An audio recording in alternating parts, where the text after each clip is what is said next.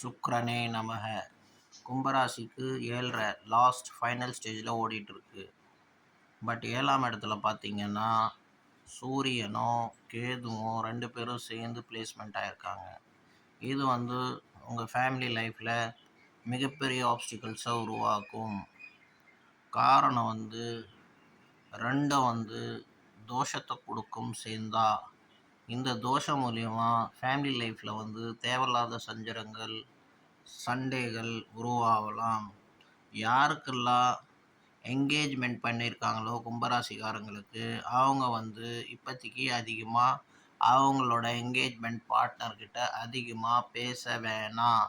அதிகமாக பேசுனாங்கன்னா தேவையில்லாத பிரச்சனை வரும். உங்களோட என்கேஜ்மெண்ட் டிஸ்பியூட் ஆகலாம். ஸோ ப்ளீஸ் நீங்கள் அதிகமாக அவங்கக்கிட்ட பேசாதீங்க. ஃபீமேலாக இருந்தாலும் சரி, மேலாக இருந்தாலும் சரி.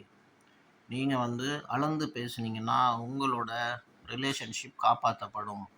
யாருக்குன்னா வீட்டில் அதிகமாக சண்டை போட்டுட்ருக்காங்க கும்பராசி ஹஸ்பண்ட் அண்ட் ஒய்ஃப்னால் அவங்க பேச்சை கொஞ்சம் கம்மி பண்ணிக்கோங்க. தேவையில்லாத பேச்சையே வளர்க்காதீங்க. வளர்த்திங்கன்னா மிகப்பெரிய ப்ராப்ளம்ஸ் திருப்பி உருவாகலாம். ஸோ இது சிந்திச்சுட்டு நீங்கள் நடந்துக்கணும். அது இல்லாமல் 7 அவங்கள மனக்குழப்பங்கள் கொடுக்குது. வேறு ஒரு சில கிரகங்களும் மனக்குழப்பங்கள் கொடுக்குது. ஜென்மத்தில் ராகு தேவையில்லாமல் மன தொந்தரவுகள் கொடுக்கும்.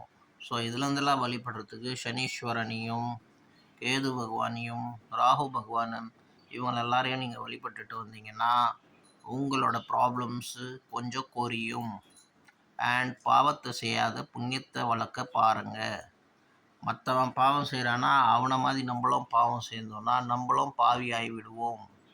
அவனோட கேட்டகரியில் போகாமல் நம்ம அதோட மேலே சிந்திக்கணும். அதுக்கு என்ன புண்ணியம் செய்து நல்ல வாழ்வை பெறத்துக்கு என்ன வழி அதை பார்க்கணும். வாழ்க சுக்கிராய நமக.